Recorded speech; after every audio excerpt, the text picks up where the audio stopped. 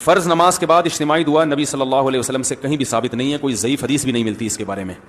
اسی وجہ سے فقہ کی کتابوں میں بھی اس کا تذکرہ نہیں ہے. یہ بر صغیر میں ایک چیز رائج ہو گئی ہے، تو اب جو چیز رائج ہو جائے اس کو ایک دم سے چھوڑنے میں فتنہ ہوتا ہے، تو اس لیے اس کو آرام آرام سے تمیز سے آہستہ آہستہ چھوڑنا چاہیے. جیسے میں نے اپنی مسجد میں پہلے اجتماعی دعا ہلکی پھلکی کرائی کچھ مہینے، پھر پہلے میں نے آہستہ شروع کی تو لوگ دیکھتے تھے یہ زور سے دعا کیوں نہیں مانگتے، تو ہم نے کہا پہلے سائلنٹ پہ آنے دو لوگوں کو.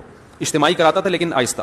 پھر جب لوگ اس کے عادی ہو گئے اور اس کے بعد پھر میں نے اجتماعی بھی چھوڑ دی، اخپل طریقے سے مانگ رہا ہوں، یعنی ہاتھ اٹھاتا ہوں مگر نیت اجتماعی کی نہیں ہوتی، اپنی پبلک اپنی مانگ رہی ہوتے ہیں، اپنی مانگ رہے ہوتے ہیں. جب یہاں تک اس کے لوگ عادی ہو گئے پھر اچھا پہلے تو یہ بتاتا تھا ہاتھ اٹھاتے ہوئے نا اللہم انت السلام یوں پڑھتا تھا، نیت ہوتی تھی اپنی. پھر جب لوگ اس کے عادی ہو گئے تو پھر ہاتھ اٹھاتے ہوئے پبلک کو پتہ ہی نہیں چلتا، اب ہاتھ گراتے ہوئے بھی پتہ نہیں چلتا.